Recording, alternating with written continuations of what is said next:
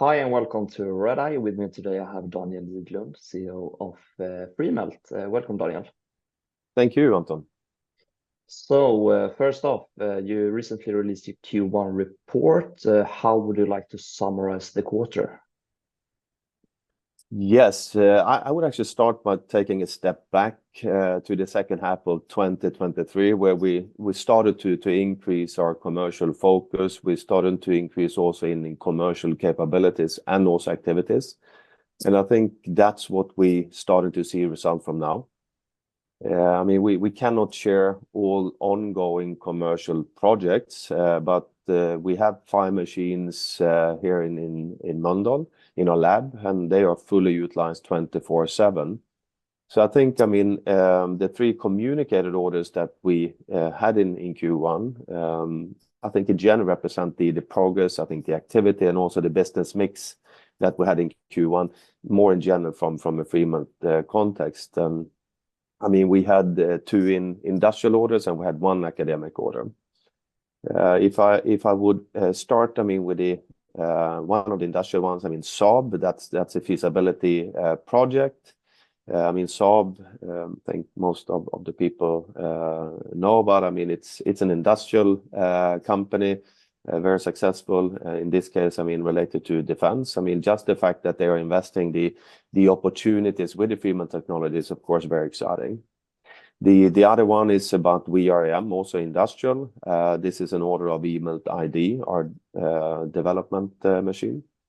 I would describe VRM as an application center in Italy, which has, I think, the purpose of them is really to establish innovative manufacturing for the Italian manufacturing industry, and also to educate the market about additive manufacturing, and in this case, I mean, electron powder bed fusion. And then the third order, which was about an academic one, which is the University of Sheffield. I think this is also a very, a prestige order for us. Why? Because they are actually one of the most experienced EBM, so electron bed melting institutes globally. And in this case, I mean, they're going to focus on tungsten and fusion. I would also say that we have seen continued increased interest in tungsten. I think we have communicated that a couple of times, but here I think now mainly we see an increase from defense and energy applications. So I think this also, again, just re-emphasized what we have started to see already during 2023. And also the fact that our commercialization and also educational efforts start to pay off. And then last but not least, I mean, we also secured 100% rights issue of 66 million SEK, which now also enabling us to execute on our 2030 strategy.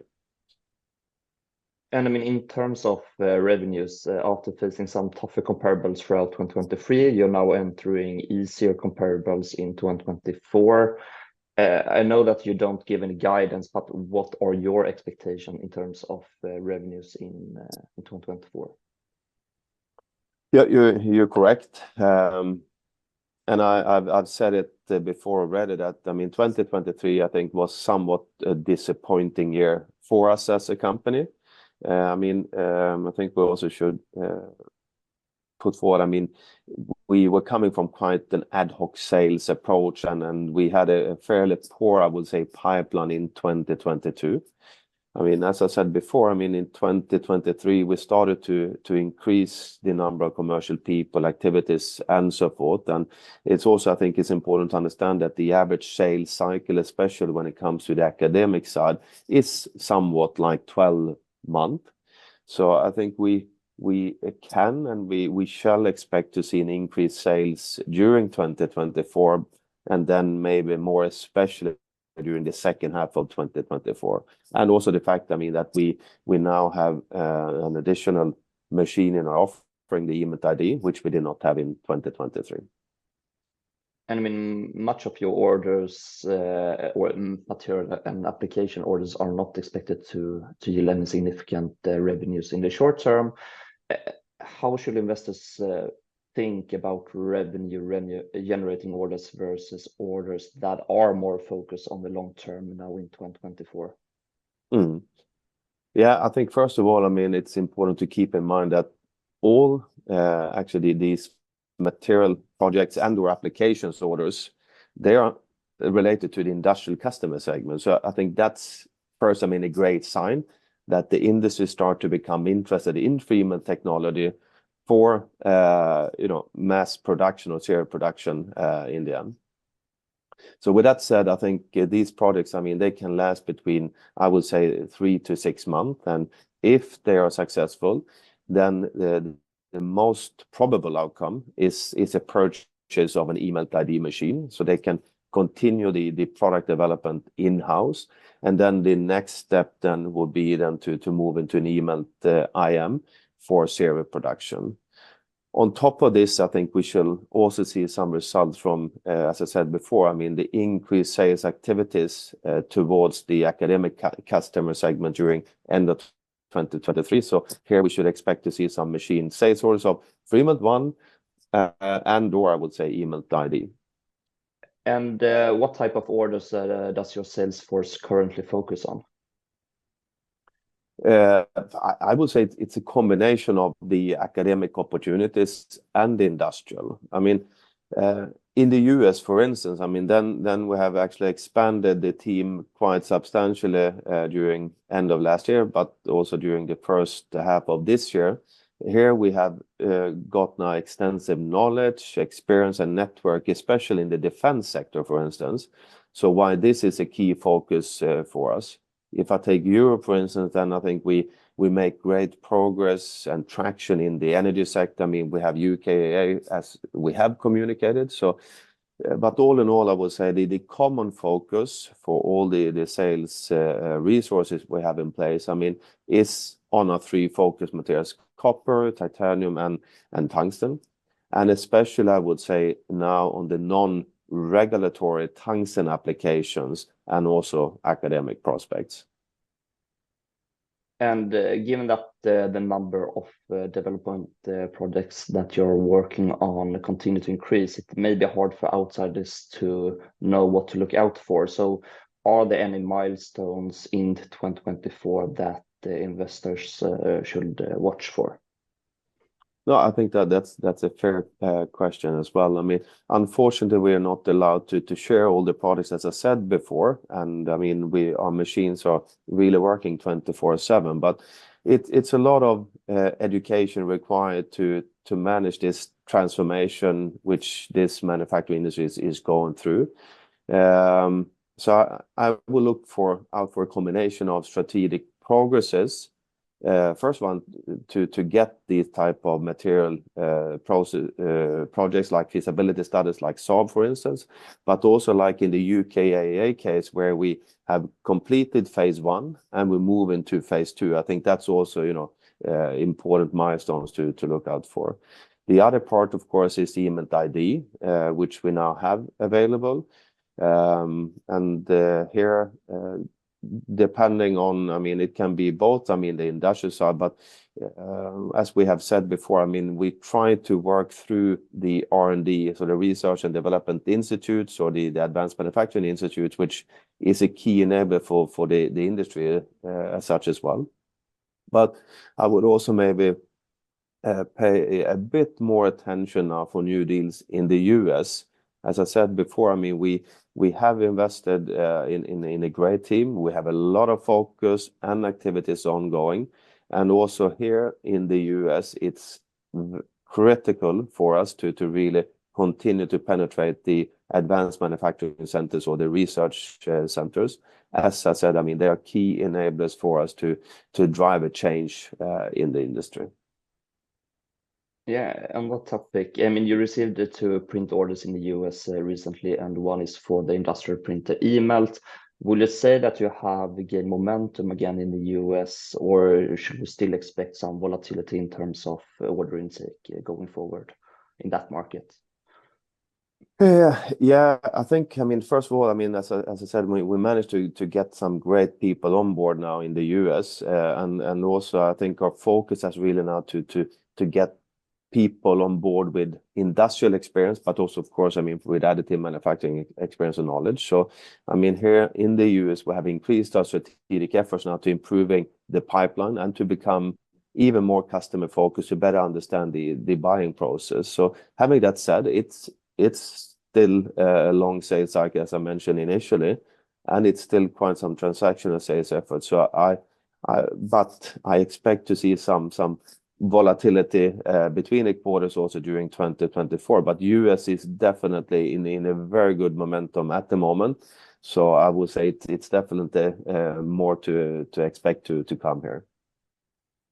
And you have also communicated that you have shifted your focus somewhat from titanium to tungsten. Can you explain the reason behind that? Yeah, I would say, I mean, I understand what you say, but I'm not sure if I agree completely. I mean, as I said now, I mean, we have 5 machines here in Gothenburg in operation in lab. Actually, 3 of them are active with tungsten development and 2 for titanium. But I mean, I assume what you refer to is that we did highlight that our industrial focus is currently on non-regulatory tungsten application.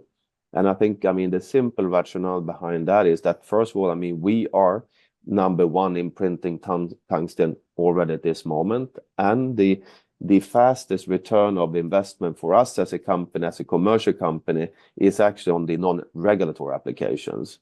In parallel, of course, I mean, we continue our strategic development and also discussions and so business discussions for titanium applications such as orthopedic implants. So, I mean, because when you get in those regulatory applications, then of course, I mean, it's good for you as well, because then the customer has been through that kind of painful journey, and then of course, then you can also expect some volume orders. So yes, you're right. I mean, at short term, it's really focus on tungsten, but I mean, in parallel, we continue to focus on titanium as well. And in the Q1 report, you also highlight some external factors, such as increased defense budgets and increased awareness of optimizing supply chains as tailwinds for additive market going forward. Can you expand on this a bit? Sure. I think, I mean, this is really about the geopolitical situation that we're facing now around the world. It's mainly been increasing the demand, I would say, in defense applications in the US, but I would say elsewhere as well. Here, it's both about the really high sense of urgency to increase the supply capabilities, but also, I mean, I would say increased demand in new type of materials as well, and also new type of more innovative manufacturing. I think this geopolitical situation also is increasing the focus on new energy sources as well. I mean, like fission and also fusion. So, I mean, we have communicated about fusion in the past. I mean, with UKAEA. So I think this is just re-emphasizing as well. So another part is also about from a supply chain perspective. Now it's a lot of sourcing and also then shipping and distribution of products across the world, which is also causing risks. So here I think also the more national manufacturing capabilities is also driving a positive, if I put it, tailwind from an additive manufacturing perspective. And I think Freemelt, we have a fairly good position in all these main affected verticals as well.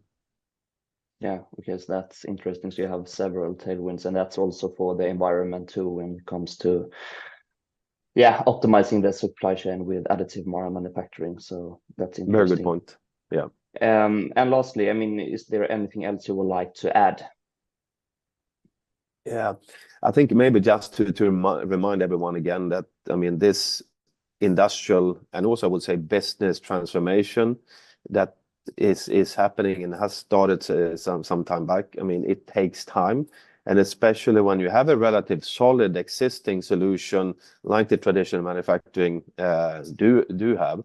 But I mean, typically, what really drives and maybe accelerate transformations is crises. And I'm not sure if you would describe, I mean, the geopolitical situation as a crisis at the moment, but it's definitely now starting to, as we said, I mean, to push this change, both, I mean, technology-wise, new type of advanced materials in a direction that really is favorable from additive manufacturing. And once again, I mean, Freemelt, we are well positioned in a few of these verticals. So I think we have exciting times ahead of us.